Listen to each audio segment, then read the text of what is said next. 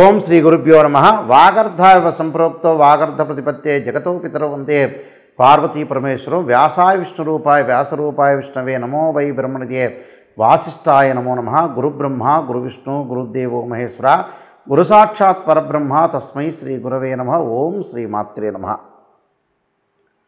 August మాసంలో సింహరాశిలో మఖ పుబ్బ నక్షత్రాలలో బుధ శుక్రుల యొక్క కలయిక వల్ల మరి వివిధ రాశుల వాళ్ళకి ఏ విధంగా ఉందో ఒకసారి తెలుసుకుందాం. సింహరాశిలో సంచారం చేసే బుధ శుక్రుల యొక్క కలయిక ఆగస్టు 1వ తారీఖు నుంచి 22వ తారీఖు వరకు అంటే 23 రోజుల పాటు సింహరాశిలో బుద్ధికారకుడైన బుధుడు కళత్రకారకుడైన శుక్రుడి యొక్క కలయిక అనేది ఏ విధంగా ఉందో ఒకసారి పరిశీలన చేద్దాం. బుధుడు బుద్ధిని, జ్ఞానాన్ని, వివేకాన్ని, ఆలోచన సరళిని, విద్య, అలానే వ్యాపార రంగాల్లో అభివృద్ధి, వ్యాపారపరంగా ఏ విధంగా ఉందో తెలిపేది బుధుడు కారణం. అందువల్లే బుధారిష్టేత్ సంప్రాప్తే బుధ పూజాంచకారయేత్ బుధధ్యానం ప్రవక్ష్యామి బుద్ధి పీడోపశాంతి అంటారు. అలానే శుక్రగ్రహము, శుక్రుడు వల్ల ధనము, సుఖము, సౌఖ్యము, వివాహము, కళత్రము ఇవన్నీ కూడా తెలిపేది, భోగభాగ్యాలను తెలిపేది శుక్రగ్రహం. అందువల్లే శుక్రారిష్టేత్ సంప్రాప్తే శుక్ర పూజాంచకారయేత్ శుక్రధ్యానం ప్రవక్ష్యామి కళత్ర పీడోపశాంతి అంటారు. అంటే వివాహం జరిపించేవాడు శుక్రగ్రహమే. ఏ జాతకంలో అయినా సరే అది గుర్తుపెట్టుకోవాలి. అలానే ఇక్కడ గోచారరీత్యా చెప్పబడే ఫలితాలు నిజంగా వాస్తవాన్ని గ్రహించడం అనేది చాలా ముఖ్యం. దానిలో ఏదైనా సరే ఒక నిర్ణయం తీసుకునేటప్పుడు మంచి చెడుల యొక్క మిశ్రమాలు అనేవి బాగా ఎక్కువగా ఉంటాయి. ఒక రాశి ఫలితం చెప్పేటప్పుడు చాలామంది కూడా జాగ్రత్తగా ఆలోచన చేయాలి. దానిలో మంచి ఉంటుంది, చెడు ఉంటుంది. కేవలం మంచి చెప్పటమే కాదు, చెడు వల్ల కూడా మనకు ప్రయోజనాలు కలిగే అవకాశాలు ఎక్కువ ఉంటాయి. అంటే ఒక ప్రమాదం జరుగుతుంది అని మనం చెప్పేటప్పుడు మనం ఆ ప్రమాదాన్ని నివారించగలగటం అనేది మన చేతుల్లో ఉండే అవకాశం ఉంటుంది. భగవంతుడి యొక్క ఆరాధన వల్ల కూడా మనకు మంచి జరుగుతుంది. అంటే this is the transit system అంటారు. అంటే గోచార రీత్యా చెప్పబడేవి. బర్త్ చార్ట్కి గోచారానికి చాలా తేడా ఉంటుంది. అదొకటి లాట్ ఆఫ్ డిఫరెన్స్ అనేది ఉంటుంది. కాబట్టి మీరు ప్రతి ఒక్క ప్రేక్షకులు కూడా మీరు గమనించాలి. నిజాన్ని తెలుసుకోవడం అనేది చాలా ఇంపార్టెంట్. నిజం అనేది నిప్పు లాంటిది. అయితే శుక్రగ్రహము ఏ రాశి నుంచి బాగుంటుంది, ఏ రాశి నుంచి బాగలేదో ముందుగా చూస్తే శుక్రుడు 1, 2, 4, 5, 8, 9, 11 స్థానాల్లో సుఫలితాన్ని ఇస్తాడని మనకి గోచారం తెలుపుతుంది. అంటే వాళ్ళ రాశి నుంచి మనం క్యాల్కులేట్ చేసుకుంటే అంటే జన్మస్థానం కానీ, ద్వితీయ స్థానం కానీ, చతుర్థ స్థానం కానీ, పంచమ స్థానం కానీ, అష్టమ స్థానం కానీ, అలానే భాగ్యస్థానం కానీ లాభస్థానంలో ఉంటే సుఫలితాన్ని ఇస్తాడు. మిగతా వాటిల్లో ఉంటే చెడు ఫలితాలను ఇచ్చే అవకాశం అనేది ఒకటి ఉంటుందని మనకి తెలుస్తుంది. అలాగే బుధగ్రహము 2 అంటే ఆ రాశి నుంచి 2, 4, 6, 11 స్థానాల్లో ఉంటే సుఫలితాన్ని ఇస్తాడు.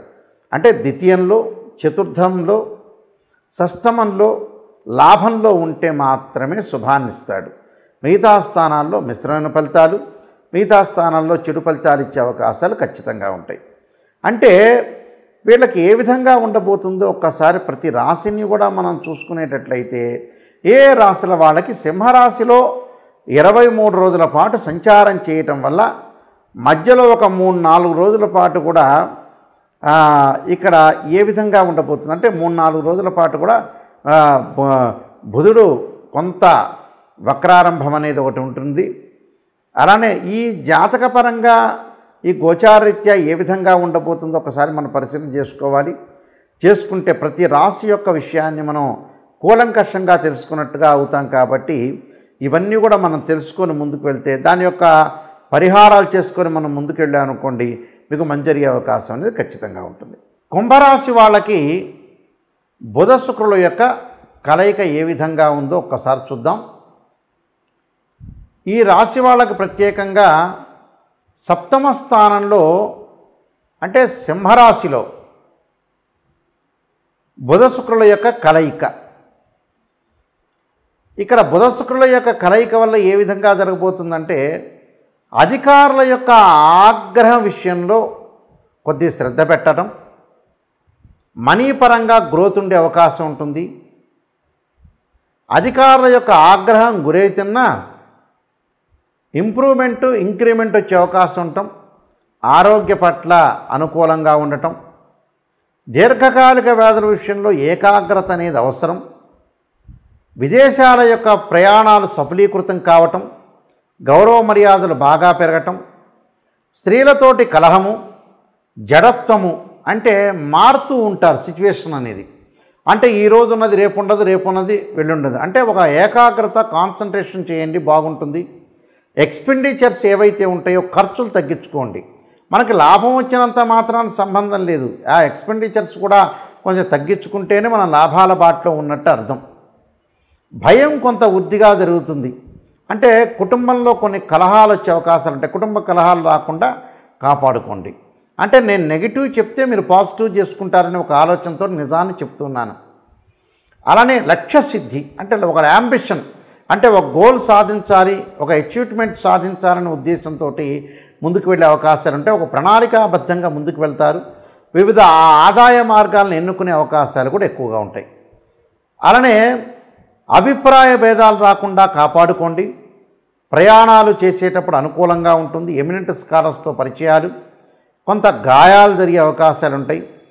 బంధువులు, మిత్రుల యొక్క మరణ వార్తన జరిగే అవకాశాలు ఉంటాయి. అంటే వాళ్ళ యొక్క మరణ వార్తలు శ్రవణం చేసే అవకాశం ఉంటుంది, వినే అవకాశాలు ఎక్కువ ఉంటాయి. రుణ బాధలు తగ్గించుకోవాలి. లంగ్స్ సంబంధించిన విషయాల్లో జాగ్రత్త ఉండాలి. అంటే ధనధాన్య వృద్ధి కలిగే అవకాశాలు ఉంటాయి. బంగారు ఆభరణాలు కలిగే అవకాశాలు ఉంటాయి. విదేశీ ప్రయత్నాలు సఫలీకృతం అవుతాయి. విద్యార్థులకు కూడా మంచి విశ్వవిద్యాలయంలో సీట్ వచ్చే అవకాశాలు ఎక్కువగా ఉంటాయి. వివాహ ప్రయత్నాలు వచ్చేటప్పటికల్లా 1-2 సంబంధాలు తప్పిపోయి 3వ సంబంధం కలిసే అవకాశం ఉంటుంది. దీర్ఘకాలిక వ్యాధులు అంటే బీపీ, షుగరు, ఆస్తమా కానీ కిడ్నీకి సంబంధించిన వ్యాధులు బాధపడుతున్న వ్యక్తులు మటుకు కొంత శ్రద్ధ పెట్టి ముందుకు వెళ్ళటం అనేది చాలా మంచిది. అంటే కొన్ని విషయాల్లో నిజంగా కొన్ని మనకి నెగిటివ్ వస్తుంటాయి. ఇలాగా నాయకంటి గారు నెగిటివ్ చెప్పారు, పాజిటివ్ చెప్పారు అనేది ఆలోచన చేయొద్దండి. ఎందుకంటే నెగిటివ్ చెప్పడం వల్ల నేను మిమ్మల్ని సేవ్ చేసిన వ్యక్తులు అవుతా. ఇది మటుకు చాలా ఒక అండర్లైన్ చేసుకోండి ఈ పాయింట్. ఎవరు చెప్పినా కూడా నిజాన్ని తెలుసుకున్నారనుకోండి, మిమ్మల్ని నేను బాగు చేసినట్టే అవుతుంది. నేను నిజాన్ని చెప్పలేదనుకోండి, నిజంగా అయితే మిమ్మల్ని నేను బాగు చేసిన వ్యక్తిగా మారను. అంటే అసత్యాలు అనేవి ఉంటాయి, అసత్యం కాదు, సత్యాన్ని గ్రహించండి. నేను ఈ పాయింట్ ఇది బాగాలేదు అని అంటే మీరు శ్రద్ధ పెట్టండి. దానివల్ల ఖచ్చితంగా మీకు మంచి జరిగే అవకాశం అనేది ఖచ్చితంగా ఉంటుంది. నేను చెప్పిన నియమాలన్నీ కూడా పాటించండి. వారం ఏం చేయాలని నేను చెప్పాను. దాని పట్ల శ్రద్ధ, భగవంతుడి యొక్క ఆశీర్వచనం ఉండాలి. మనం మంచి జరగాలని కోరుకోవాలి. అందరికీ కూడా మంచి జరగాలని ఆశించాలండి. అయితే ఈ రాశి వాళ్ళందరూ కూడా నేను చెప్పినట్టుగా కొన్ని ప్రత్యేకంగా శాస్త్రీయ పదంలో ఉండే రెమెడీస్ మాత్రమే పాటించడం ఎప్పుడు కూడా మంచిదే. అశాస్త్రీయంలో ఉండే ఏదైతే రెమెడీస్ వల్ల పెద్దగా అనుకూలంగా ఉండదు. అది ఎలాంటి అనుకూలం చెందుతుందో మనం చాలా జాగ్రత్తగా గమనించి ముందుకు వెళ్ళాలి.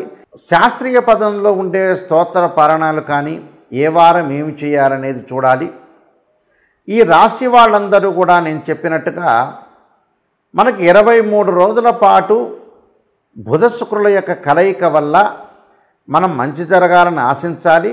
చెడు ఫలితాలను నివారించడానికి స్తోత్ర పారాయణ చేయాలి. అంటే కనీసం మనం ఒకరోజు ఒక 10 నిమిషాలు భగవంతుడు కేటాయించాలి.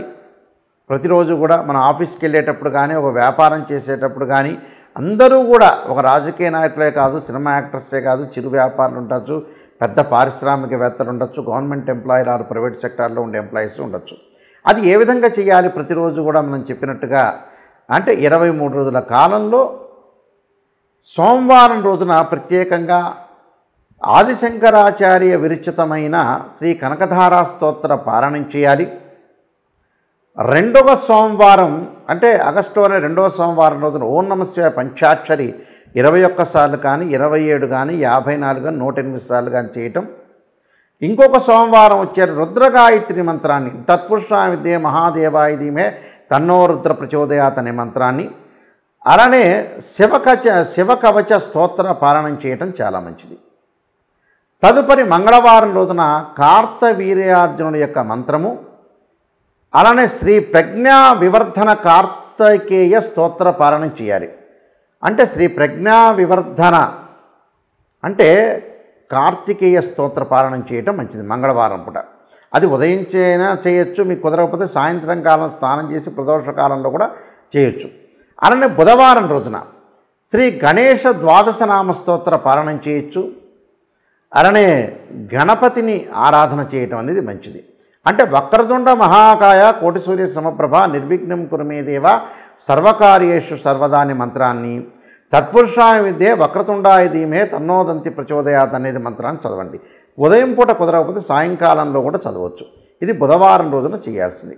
గురువారం రోజున దత్తాత్రేయ స్వామి యొక్క స్తోత్రాన్ని, దత్త కవచాన్ని చదవటం మంచిది. అలానే శుక్రవారం రోజున ప్రాతకాలం కానీ ప్రదోషకాల సమయంలో కానీ శ్రీ గౌరీ దశక స్తోత్ర పారాయణం చేయటం, గౌరీ దేవత ఆరాధన చేయటం, శ్రీ త్రిపుర సుందరి స్తోత్ర పారాయణం చేయటం చాలా మంచిది. ఇది శుక్రవారం రోజున చేయాలి. శనివారం రోజున వచ్చేటప్పటికల్లా లక్ష్మీ నరసింహస్వామి పంచరత్న స్తోత్ర పారాయణం కానీ లేకపోతే విష్ణు సహస్రనామ పారాయణం కానీ ఉదయం కానీ సాయంత్రం కానీ చేయొచ్చు.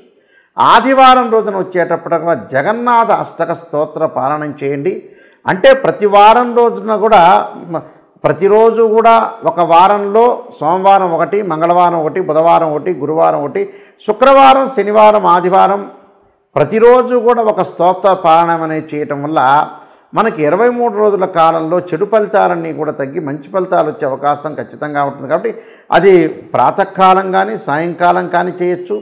ఒక వారం కుదరకపోతే మరొక సోమవారం చేయొచ్చు, మరొక మంగళవారం చేయొచ్చు, మరొక బుధవారం చేయటం వల్ల మీకు మంచి జరిగే అవకాశం అనేది ఖచ్చితంగా ఉంటుంది. ఇవన్నీ కూడా శాస్త్రీయ పరంగా ఉండే రెమెడీసే కానీ మనకి ఏదైతే మంచి జరగాలంటే మంచి స్తోత్ర పారాయణాలు చేయటం వల్ల కూడా ఆ నెలలో మంచి జరిగే అవకాశం ఖచ్చితంగా ఉంటుంది. ఈ నియమాలన్నీ కూడా పాటించి మీరు ముందుకు వెళ్ళండి. మీకు మంచి జరిగే అవకాశం తప్పకుండా ఉండాలని ఆశిస్తూ సర్వే జనా సుఖినో భవంతు.